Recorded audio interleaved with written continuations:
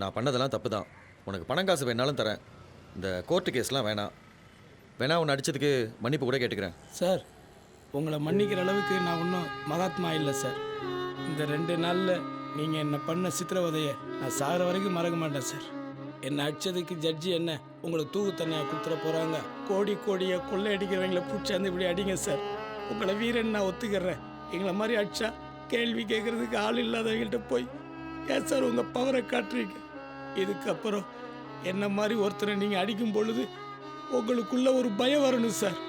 அதுக்காகவே நாளைக்கு கோர்ட்டில் எல்லா உண்மையும் சொல்ல போகிறேன் சார்.